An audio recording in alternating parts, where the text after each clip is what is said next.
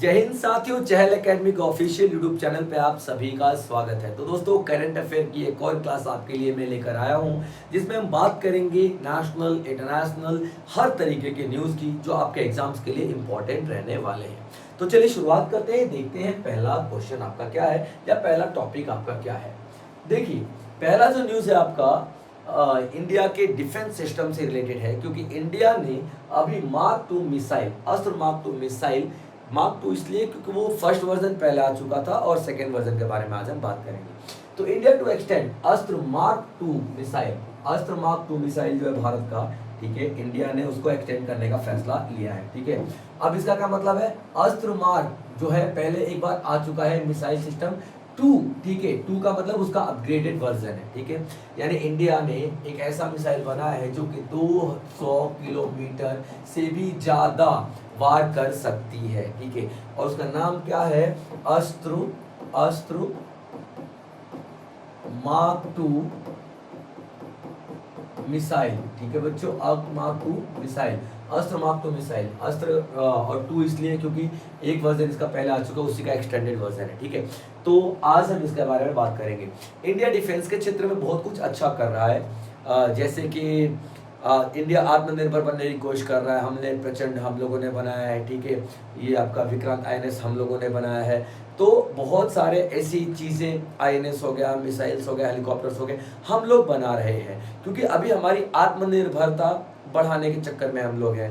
आत्मनिर्भरता हम लोग इम्प्रूव करने के चक्कर में, क्योंकि हम लोग रशिया पे बहुत ज़्यादा डिपेंड थे, या फिर हम लोग यूएस पे बहुत ज़्यादा डिपेंड थे अपने डिफेंस सेक्टर को लेकर के। लेकिन अभी इंडिया खुद का डेवलपमेंट कर रहा है। ठीक है बच्चों, तो उसी डेवलपमेंट में अस्त्र मार्क 2 मिसाइल जो है इंडिया ने बनाया है, और जो आगे चल के 200 किलोमीटर से भी ज़्यादा वार कर सकती है। ठीक है बच्चों, चलिए, तो डीआरडीओ जो है प्लान कर रहा है आपका अस्त्र मार्क 2, क्योंकि अस्त्र मार्क 1 पहले आ चुका है, अस्त्र मार्क 2 प्लान कर रहा है जो कि 200 किलोमीटर से भी ज्यादा वार कर सकती है। ठीक है, और बीवीआर का मतलब क्या होता है, बिफोर विजुअल रेंज, यानी जहां तक देख सकते हैं ना उसके भी आगे तक ये वार कर सकता है।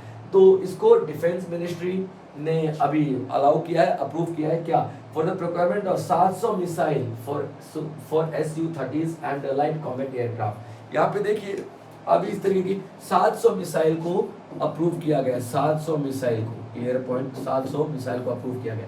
किसके लिए, SU-30s। SU-30s क्या होता है, एक सिस्टम, वेपन सिस्टम है जिसके ऊपर सारी मिसाइलें लगा दी जाती है। ठीक है, तो इस तरीके की 700 मिसाइलें अप्रूव की गई, किसके लिए, SU-30s और लाइट कॉम्बैट एयरक्राफ्ट के लिए। यानी इन दोनों SU-30s और लाइट कॉम्बैट एयरक्राफ्ट के जरिए ये मिसाइलों को छोड़ा जाता है, क्लियर पॉइंट। तो यहाँ पे 700 मिसाइलों को अभी अप्रूव किया गया है। चलिए, अब देखिए अस्त्र मार्क क्या है, ये इंडिया का डेवलप किया गया एक मिसाइल सिस्टम है, और ये मार्क 1 पहले आया था, अभी मार्क 2 बनाने का प्लान यहाँ पे जा रहा है। और क्या ये एयर टू एयर मिसाइल है, यानी कि हवा में हवा से ये वार करेगा। ठीक है, अब जो इसका स्टैंडर्ड है, इसका जो रेंज है, इसकी जो कैपेबिलिटी है, उन सबको बढ़ा करके 200 किलोमीटर से भी पार की हम यहाँ पे बात कर रहे हैं। यानी बीवीआर का मतलब बिफोर विजुअल रेंज की हम यहाँ पे बात करेंगे।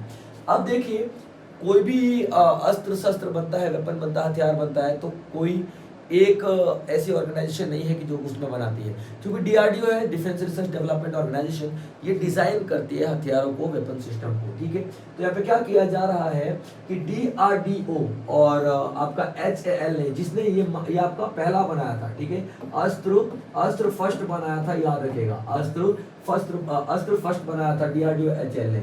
तो अभी फिर से डीआरडीओ और HAL यानी हिंदुस्तान एरोनॉटिक लिमिटेड कंपनी है, यही दोनों मिलकर के फिर से बनाएंगे, क्लियर पॉइंट, अस्त्र 2 भी बनाने वाले हैं। अब देखिए, बहुत सारी ऐसी कंट्रीज है जिनके पास ये एडवांस टेक्नोलॉजी है, लेकिन हमारे पास फिलहाल नहीं है, तो इंडिया भी ये टेक्नोलॉजी बना करके उनमें शामिल होना चाहता है। ठीक है, अब देखिए, ये operational lessons show effectiveness against hostile aircraft and UAVs, यानी ऑपरेशनल लेसन्स भी बहुत सारे हमें इन कंट्रीज को देख करके मिले हैं, जिनके लिए हमको अपनी कंट्रीज में उन सारे लेसन्स को देखते हुए इंप्रूव करने की जरूरत है। ठीक है, चलिए, अब हम यहाँ पे क्या करना है, इंटीग्रेशन विद फाइटर जेट्स के साथ इंटीग्रेट करेंगे, यानी कि जोड़ेंगे। ठीक है, जो आपका combat reach and reduces risk, यानी कि इस तरीके के हम लोग मिसाइल बना करके रिस्क को बहुत ही कम कर सकते हैं। जो कॉम्बैट यानी कि जो लड़ाकू सिचुएशंस है उसमें भी हम अपने आप को इम्प्रूव कर सकते हैं, बढ़ा सकते हैं। यानी कि एक आपका अस्त्र मार्क 2 आ जाने से इंडियन वेपन सिस्टम में बहुत ही ज़्यादा एक इम्प्रूवमेंट आएगा।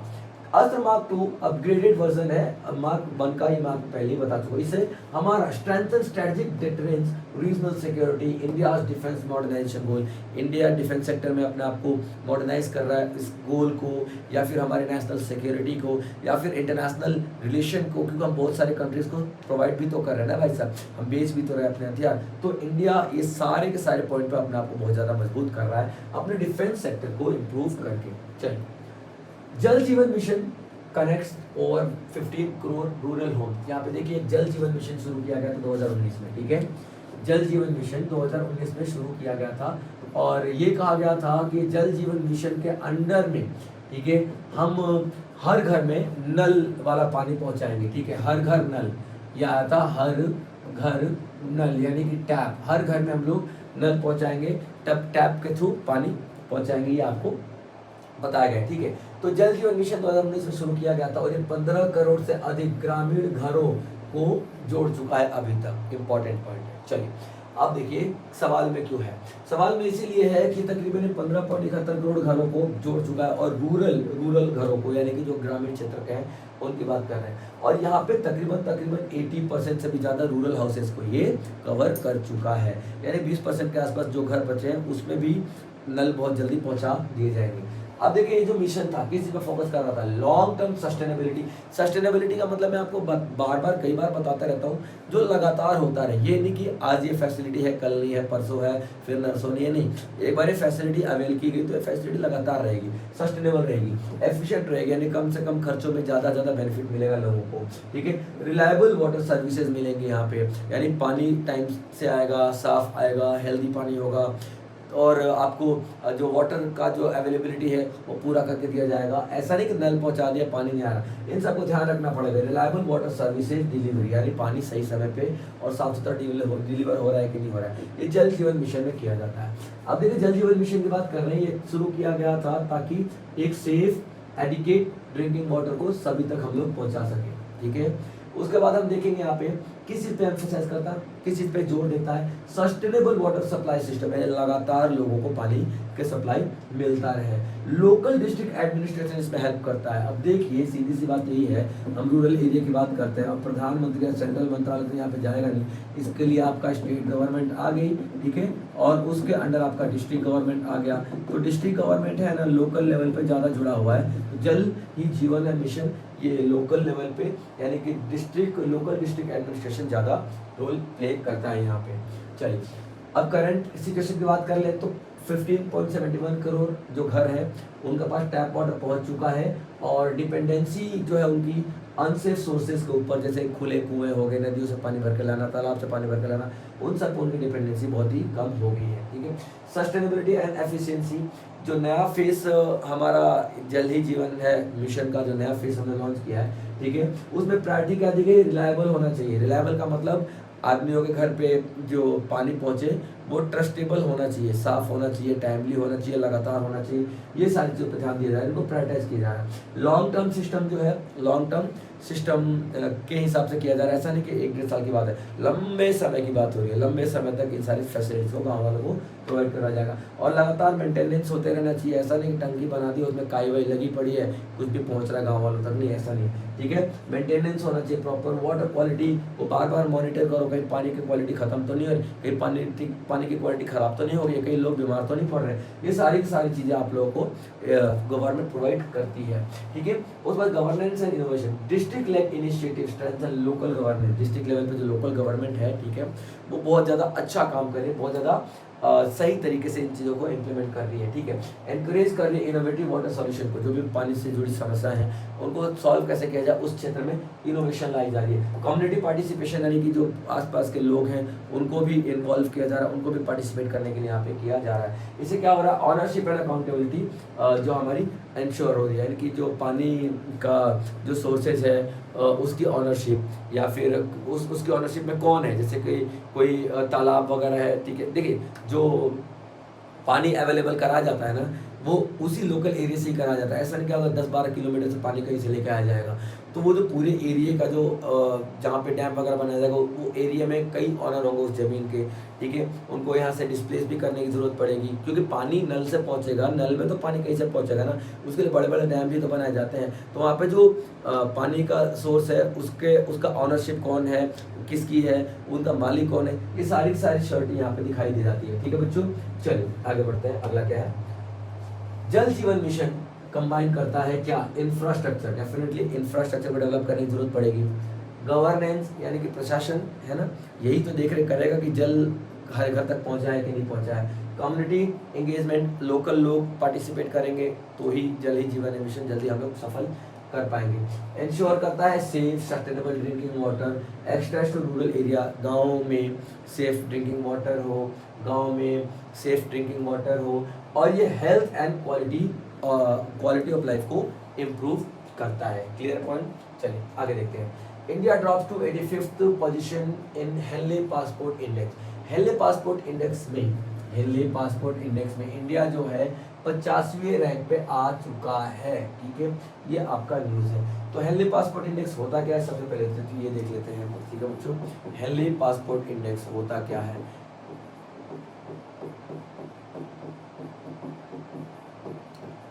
ये पावर ऑफ पासपोर्ट दिखाई देता है, शो करता है power of passport of any country, ये बताता है। अभी कैसे पता चलेगा कि आपकी कंट्री कितने देशों में बिना वीज़ा के जा सकती है, इससे पता चलता है कि हमारी कंट्री का पासपोर्ट कितना ज़्यादा मजबूत है। जो कंट्री ज़्यादा देशों में विदाउट एनी वीज़ा ट्रेवल कर सकती है with the help of passport only, सिर्फ पासपोर्ट की हेल्प से, तो वो ज़्यादा पावरफुल है, और जो नहीं कर सकती वो कम पावरफुल है, ठीक है। तो इंडिया की जो रैंकिंग है फिलहाल 85th प्लेस पे आ चुकी है हेनले पासपोर्ट इंडेक्स में, और इंडिया के लोग कितने 57 कंट्रीज में बिना वीज़ा के ट्रेवल कर सकते हैं। क्लियर पॉइंट, यही आपको बताया जा रहा है। और जो लास्ट ईयर 59 कंट्रीज हुआ करती थी, 59 कंट्रीज में ट्रेवल किया जा सकता था, और अभी 57 कंट्रीज में ट्रेवल किया जा सकता है। इसका मेन कारण क्या है, मुख्य वजह क्या है कि यूएस के साथ जो अभी हमारी राइवलरी चल रही है, तो कुछ कंट्रीज जो यूएस को सपोर्ट कर रहे हैं उन्होंने इंडिया को यहाँ पे सपोर्ट नहीं किया है, इसलिए इंडिया की रैंकिंग यहाँ पे आपको कम दिखाई देगी, ठीक है बच्चों। अब देखिए, हेनले पासपोर्ट इंडेक्स 2005 में शुरू किया गया था, और इसलिए शुरू किया गया था कि हम लोगों को बता सकें। अब इंडियंस को यही नहीं पता है कि भैया किन किन कंट्री में वो बिना वीज़ा के जा सकते हैं, तो ये कॉन्सेप्ट इसलिए शुरू किया गया था ताकि लोगों को पता चले कि भाई 57 कंट्रीज़ कौन कौन सी हैं। अब आप नाम देखोगे तो आपको पता चलेगा कि 57 कंट्रीज़ कौन कौन सी है जहाँ पे ये बिना किसी वीज़ा के जा सकते हैं। Clear point. तो हेनले पासपोर्ट इंडेक्स इसलिए 2005 में शुरू किया गया था, ठीक है। ये एनुअली अपडेट किया जाता है, और वीज़ा के रूल्स के हिसाब से यहाँ पे रैंकिंग दी जाती है। कितने 199 पासपोर्ट यहाँ पे ग्लोबली एक्सेप्ट किए जाते हैं, यानी कि जो कंपटीशन होता है ना 199 पासपोर्ट के बीच में होता है। ये जो रैंकिंग दी गई है 199 के में से 57 आपका इंडिया की रैंकिंग है, ठीक है।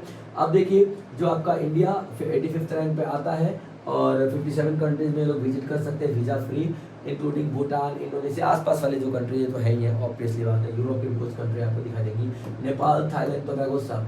रीजनल कंपैरिजन की बात कर लेते हैं, ठीक है। तो नेबरिंग पासपोर्ट, ठीक है, भूटान 92 रैंक पे है, नेपाल 101 रैंक पे है, पाकिस्तान 103 रैंक पे है, बांग्लादेश आपका 100वें रैंक पे है। ग्लोबल ट्रेंड की बात कर लेते हैं तो टॉप में पहले भी आपका सिंगापुर था, और आज भी आपका टॉप में सिंगापुर ही है, ठीक है। अफगानिस्तान लोएस्ट रैंक पे था, यानी कि 24 पहले भी रैंक थी इसकी, और अभी भी इसकी 24 रैंक ही है, ठीक है, याद रखिएगा। और यूएस जो है 12वें रैंक पे आ चुका है, और यूएस की भी स्थिति थोड़ी इसलिए खराब है क्योंकि यूएस ने जितने सारे सैंक्शंस लगाए हैं, खामियाजा तो भुगतना ही पड़ेगा भाई। जिन देशों पे तुमने सैंक्शंस लगाए वो देश आपको ऐसे थोड़ी ना छोड़ देंगे, सीधी सी बात है, ठीक है। तो कंक्लूजन की बात करें तो ये एक आपका India's moderate passport strength reflect diplomatic and visa policy dynamics, ठीक है। अब देखिए, कोई भी जो हमारा पासपोर्ट होता है वो क्या दिखाता है, वीज़ा पॉलिटिक्स दिखाता है कि भैया वीज़ा किन किन कंट्रीज़ को बिना वीज़ा के ही हम लोग विजिट कर सकते हैं, किन किन कंट्रीज़ में बिना वीज़ा के हम लोग जा सकते हैं। ज़्यादा कंट्रीज में जा सकते हैं, इसका मतलब हमारा वीज़ा पॉलिटिक्स स्ट्रॉन्ग है। कम कंट्री में जा सकते हैं, इसका मतलब हमारा वीज़ा पॉलिटिक्स बहुत ही कमज़ोर है।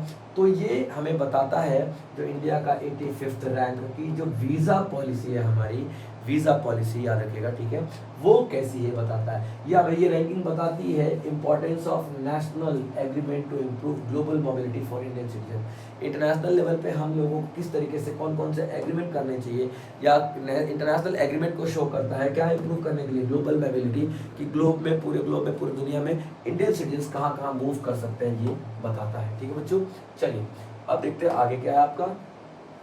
2025 ग्लोबल हंगर इंडेक्स भी आ चुका है, शो स्लो प्रोग्रेस। ठीक है, अभी देखिए जो हमारा ग्लोबल हंगर इंडेक्स है, ठीक है, ग्लोबल हंगर इंडेक्स अपन लोगों ने सोचा था कि 2030 तक जाते जाते, मतलब अपन लोगों ने यूनाइटेड ने सोचा था, ठीक है, यूएन ने, कि 2030 तक जाते जाते जीरो हंगर आ जाएगा। हम लोग जीरो हंगर की बात करेंगे, ठीक है, हम लोग किसकी, जीरो हंगर तक लेके आएंगे, यानी एक भी बच्चा भूखा नहीं रहेगा हमारा 2030 तक आते आते। लेकिन ऐसा नहीं हुआ है, बहुत ही स्लो प्रोसेस हो रहा है। यही आपका आज का आर्टिकल है। ठीक है बच्चों, तो हम लोगों ने क्या सोचा था 2030 तक आते आते कि जीरो हंगर आ जाएगा। सस्टेनेबल डेवलपमेंट ग्रोथ जो होता है ना, इसमें 17 टारगेट हम लोगों ने लिए थे, ठीक है, 17 टारगेट लिए थे, यानी 17 पॉइंट का हम लोग काम करना था। तो सस्टेनेबल डेवलपमेंट गोल जो है, इसने क्या सोचा 2030 तक हम लोग हंगर को, भूखमरी को जीरो लेवल पर लेके आएंगे। लेकिन यहाँ पे 56 ऐसी कंट्रीज हैं जो कि बहुत ही कम, मतलब हंगर इंडेक्स को अफेक्ट कर पा रही हैं, जब वो, यानी कि जो बहुत ही लो हंगर लेवल है इनका, बहुत ही कम हंगर लेवल ये लोग शो कर पा रहे हैं। और ये क्या बता रहा है कि हमें बहुत ज़्यादा एक्शन लेने की ज़रूरत है, कमिटमेंट करने की ज़रूरत है हंगर को लेकर के। भाई 56 कंट्री, समझ रहे हो, जहाँ पे भूखमरी इतनी ज़्यादा है कि भैया स्ट्रॉन्ग एक्शन लेने की ज़रूरत हमको पड़ेगी ही पड़ेगी। अब देखिए ग्लोबल हंगर इंडेक्स होता क्या है। ग्लोबल हंगर इंडेक्स एक बेंचमार्क है ट्रैक करने का। क्या ट्रैक करने का, कि हमारा हंगर का जो, भुखमरी का जो एक ट्रेंड चल रहा है वो क्या चल रहा है ग्लोबल लेवल पे। ठीक है, हमारे जो बच्चे हैं वो अंडर नॉरिश्ड है कि नहीं है, हमारे जो बच्चे हैं वो स्टंटिंग है क्या, स्टंटिंग का मतलब हाइट रुक जाना, वेस्टिंग का मतलब बहुत पतले पतले हो जाना, और ये सब कुछ को देखा जाता है। ठीक है, उसके बाद मोर्टेलिटी, इनकी इंडिकेटर्स, मोर्टेलिटी का मतलब 1 साल तक के बच्चे, पैदा होने के 1 साल तक के पहले के बच्चे कितनों की मृत्यु हो जाती है, ये सब हमें बताता है ग्लोबल हंगर इंडेक्स के अंडर में। ठीक है, और इन्हीं सारी चीज़ों को लेकर के एनुअली हम लोग एक रैंक डिसाइड करते हैं, और वही आपका रैंक हंगर इंडेक्स होता है। क्लियर पॉइंट बच्चे यहाँ पे याद रखिएगा। अभी 123 में से अभी इंडिया की भी रैंक जो है आपकी 102 दिखाई देने वाली। क्लियर पॉइंट, मतलब इतनी है फिलहाल जो अभी बताया गया है। Clear point. अब ये जितना प्रॉब्लम दिखाई दे रहा है, इसमें रीजनल डिस्पैरिटीज भी आपको दिखाई देंगी। रीजनल डिस्पैरिटी का मतलब क्या है, आप जो इराक वाले एरिया में चले जाओ, अफगानिस्तान वाले एरिया में चले जाओ, ठीक है, या जितने भी आप गल्फ कंट्रीज की तरफ चले जाओ, उसमें भूखमरी बहुत ज़्यादा दिखाई देगी as comparison to Europe, as comparison to other continent. तो ये शो कर रहा है कि हमें ग्लोबल लेवल पे एक्शन लेने की ज़रूरत पड़ेगी। ठीक है, अब एक करंट सिचुएशन देखें, ठीक है, तो इनमें नंबर दिए जाते हैं। तो 18.3 नंबर पिछले साल थे, और बढ़कर अभी 19.0 हो चुका है, 19 हो चुके हैं। तो कितना 0.7 का ही तो इम्प्रूवमेंट किया हम लोगों ने। तो अगर 0.7 का इम्प्रूव कर करके हम लोग 2030 तक पूरे दुनिया से ये खत्म कर देंगे का हंगर इंडेक्स को, नहीं खत्म कर सकते। ठीक है, अब देखिए इसमें से जो 42 कंट्री है सेवियर, यानी बहुत ही ज़्यादा भूखमरी फेस कर रही है, एकदम खाने के लिए एक टाइम का खाना भी नहीं मिल रहा है, ऐसी भी है। ठीक है, और 7 कंट्री ऐसे जो एक्सट्रीमली अलार्मिंग, बाप रे बाप, मतलब खाना भूल ही जाओ, इस हद तक सिचुएशन आ रही है यहाँ पे, जिसमें बुरुंडी हो गया, HRC हो गया, Haiti, Madagascar, Somalia, South Sudan, etcetera etcetera. तो ये भूखमरी की कंडीशन हमारी दुनिया में है, जिसको इम्प्रूव करना था। हम रीजनल डिस्पैरिटीज की बात कर ले, सब सहारन अफ्रीकन कंट्रीज हो गए, उनमें हायर लेवल, अफ्रीका के इतने गरीब देश हैं, वहाँ पे हायर लेवल ऑफ हंगर आपको दिखाई दे रहा है बहुत ज़्यादा। साउथ एशिया जो है वहाँ पर भी आपको हंगर बहुत ज़्यादा दिखाई देने वाला है। यूरोप और सेंट्रल एशिया के जो कंट्रीज हैं, इनमें आपको कम भूखमरी दिखेगी, क्योंकि ये ज़्यादातर डेवलप नहीं है और या फिर डेवलपिंग है, तो यहाँ पे कम। अब केसेस क्या है, कारण क्या है और चैलेंजेस क्या है।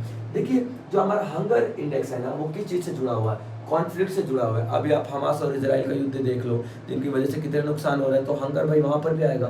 तो कॉन्फ्लिक्ट की वजह से भी हंगर आता है, क्लाइमेट चेंज की वजह से हंगर आता है। क्लाइमेट चेंज हो रहा है, डेफिनेटली आज फसल बर्बाद हो गई क्लाइमेट चेंज की वजह से।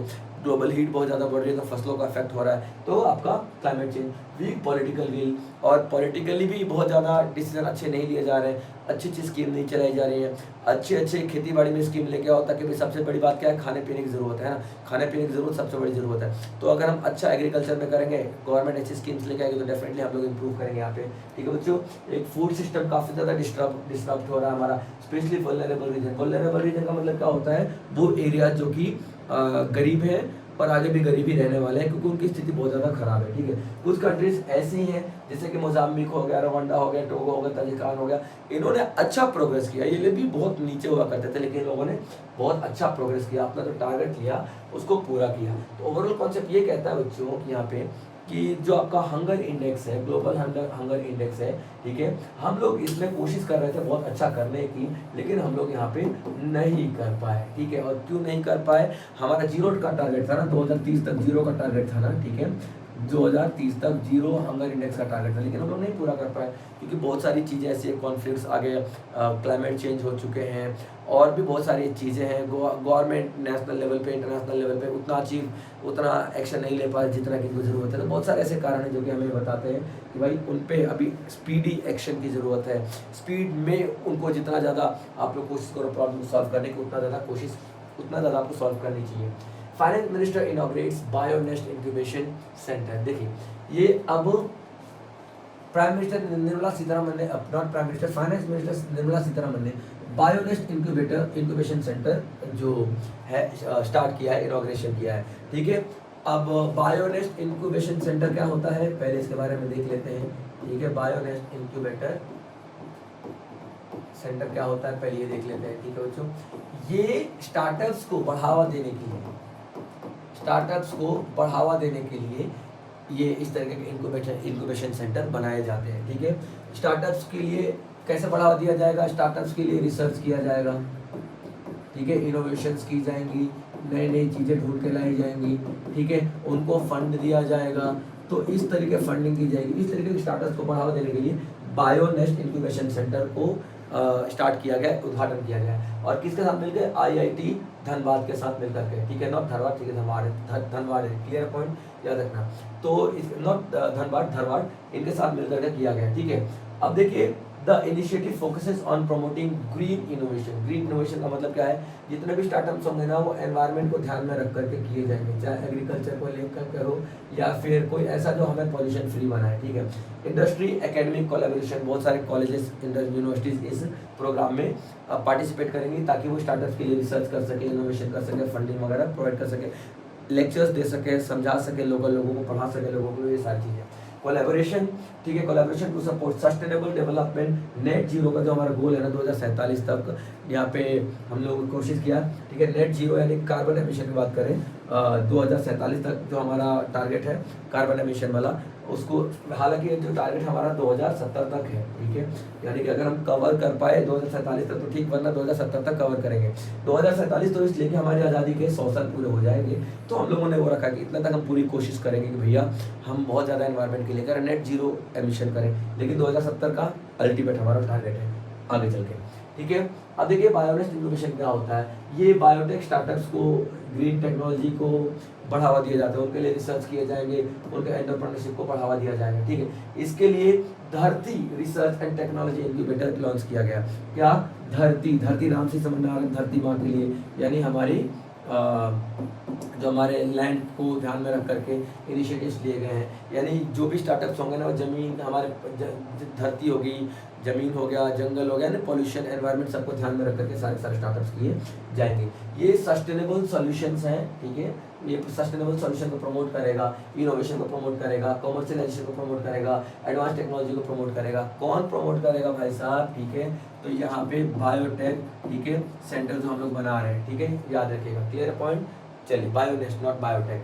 अब देखिए, इसमें गवर्नमेंट ने क्या क्या कहा है, तो गवर्नमेंट के क्या कमिटमेंट थे, इंडिया ने नेट जीरो एमिशन 2047 तक का अपना एक टारगेट रखा था, उसके तहत ग्रीन एनवायरनमेंट को प्रमोट किया जा रहा है, और ग्रीन एनवायरनमेंट को प्रमोट करने के लिए हमें किस चीज़ की ज़रूरत है, ग्रीन स्टार्टअप्स की ज़रूरत है। तो गवर्नमेंट का जो कमिटमेंट है, ठीक है, कि हम लोग एनवायरनमेंट को बचाएंगे, इसीलिए गवर्नमेंट पूरी कोशिश कर रही है कि रिन्यूएबल सोर्सेज ऑफ एनर्जी पे ध्यान दिया जाए, ठीक है, साफ एनर्जी को अडॉप्ट किया जाए, क्लीन टेक्नोलॉजी को अडॉप्ट किया जाए, स्किल डेवलपमेंट पे काम किया जाए। इंडस्ट्रीज की जो चैलेंजेस है वो क्या है, heavy industries like steel and cement contribute emission, वो कार्बन एमिशन करती है भाई साहब, ठीक है। Advance technology and financial instruments like green bonds and CSR का मतलब क्या होता है, corporate social responsibility fund are being leverage to support decarbonisation. देखिए यहाँ पे क्या कर रहा है, इंडस्ट्रीज जो है बहुत सारी जो क्या कर रही हैं, जो कार्बन एमिट कर रही है, यानी कि कार्बन छोड़ रही है हमारे एनवायरनमेंट में, जिसकी वजह से बहुत ज़्यादा एनवायरनमेंट का नुकसान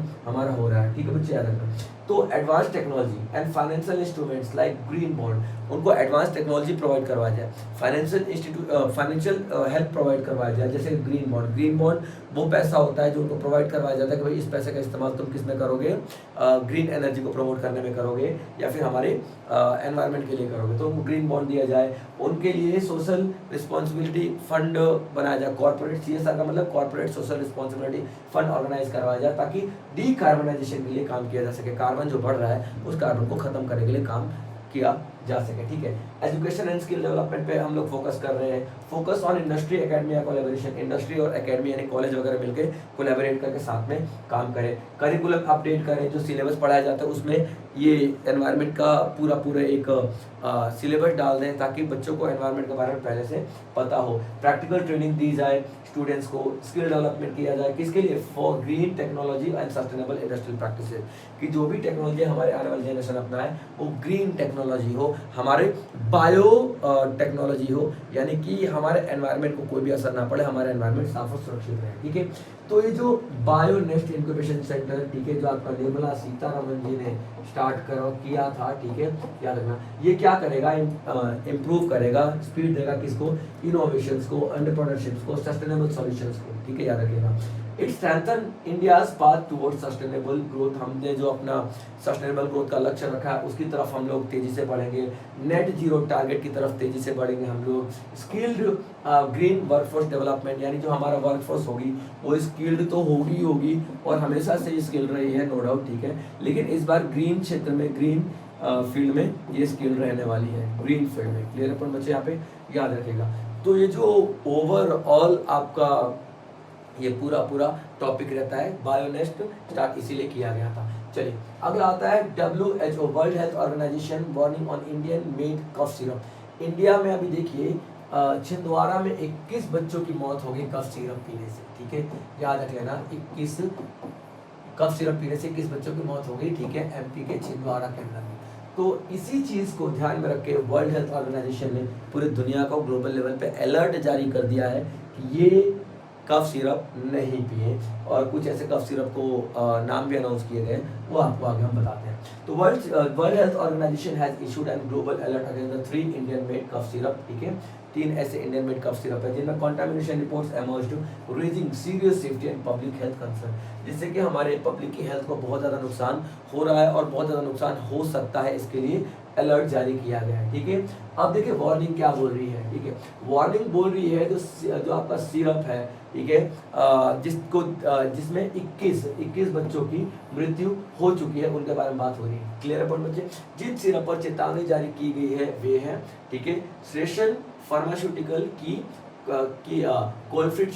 कोलफिट एंड शेप फार्मा की रिलाइफ और रेडनेक्स फार्मास्यूटिकल की रेस्पिरेशन TR। ये कुछ ऐसी वैक्सीन है, 3 वैक्सीन की बात कर रहे थे हम यहाँ पे। ठीक है, याद रखना कौन सी, याद रख लेना, जो कॉड्रिफ है ये नाम है उस सिरप का, और ये आपका श्रीशन फार्मास्यूटिकल की है। रेड लाइफ जो है आपका कफ सिरप, ये आपका शेप फार्मा की है, और रेप्री और आपका रेस्पी फ्रेश TR जो है आपका रेडनेक्स फार्मास्यूटिकल की है। 3 ऐसी कंपनियां हैं जिनको बैन कर दिया गया एक तरीके से, या हाई अलर्ट जारी कर दिया गया ग्लोबल लेवल पे वर्ल्ड हेल्थ ऑर्गेनाइजेशन के द्वारा। वर्ल्ड हेल्थ ऑर्गेनाइजेशन ने टेस्ट किया और ये पाया कि भाई सही बात है। ठीक है, इस टेस्ट में क्या पाया, हार्मफुल टॉक्सिक सब्सटेंसेज हैं, जहरीली पदार्थ हैं इन सारे सिरप के अंदर में, जिनसे बहुत ज़्यादा हेल्थ कॉजेस हो रहे हैं, हेल्थ हजार्ड्स आ रहे हैं, जिनकी वजह से इनको चेंज किया जाए या फिर इनको इम्प्रूव करने की कोशिश यहाँ पे की जा सके। ठीक है बच्चों, किडनी फेल भी हो रहे हैं, बच्चों के अंदर बहुत सारे डेथ कॉजेस आ रहे हैं इन कफ सिरप की वजह से। आपने देखी लिया 21 बच्चों की किस तरीके से छिंदवाड़ा में मध्य प्रदेश में यहाँ पे मृत्यु हो जाती है। इसको मौत का कफ सिरप कहा जा रहा है, मौत का सिरप कहा जा रहा है। इंटरनेशनल लेवल पे अगर देख तो world health organisation global health alert जारी कर दिया भैया हर किसी को, ठीक है। अब इंडिया की जो CDSCO ने कंफर्म किया है that no affected syrup were exported. अब देखिए इंडिया के अंदर की जो बात है चलो समझ में आ रहा है, इंडिया के अंदर की बात है, लेकिन जब बाहर जाएगी तो इंडिया की कितनी इमेज खराब होगी। कोई भी इंडिया के मेडिसिन वगैरह को अपने देश में इंपोर्ट नहीं करेगा, इंडिया एक्सपोर्ट नहीं कर पाएगा, इसलिए तो यहाँ पे CDSCO ने कंफर्म किया है इंडिया की कि भैया हमने ऐसी कोई सिरप को एक्सपोर्ट किया ही नहीं जिसमें कॉन्टेमिनेशन हो, जिसमें जहरीली चीज़ें हो, टॉक्सिक सब्सटेंसेज हो, किया ही नहीं है। और यूएस के FDA also verified that none reach US market, और यूएस ने भी ये बात कहा कि नहीं भाई हमारे पास तो ऐसा कोई नहीं आया है सिरप जो कॉन्टामिनेटेड हो, जिसमें टॉक्सिक सब्सटेंसेस हो। बट जो भी हो इंडिया का नाम यहाँ पे खराब हो चुका है, क्योंकि सेहत के क्षेत्र में वर्ल्ड हेल्थ ऑर्गेनाइजेशन से बड़ा कोई ऐसी ऑर्गेनाइजेशन नहीं है। और ये ऑर्गेनाइजेशन ने अगर कंफर्म कर दिया, ग्लोबल अलर्ट जारी कर दिया, तो इसका मतलब भैया सीधी सी बात है पूरा देश अलर्ट हो जाएगा और इंडिया से फार्मास्यूटिकल सब्सटेंसेस दवाई वगैरह को नहीं इंपोर्ट किया जाएगा। तो इंडिया का डेफिनेटली यहाँ पे नाम बहुत ज़्यादा खराब हो रहा है और गवर्नमेंट को चाहिए कि जितना जल्दी हो सकता है इस पर एक्शन ले करके अपनी ग्लोबल इमेज को सुधारें। तो चलिए आज के लिए इतना है बच्चों, मिलेंगे अगले कुछ टॉपिक और के साथ नेक्स्ट सेशन में। तब तक आप लोग अपना ध्यान रखेंगे बच्चों। जय हिंद।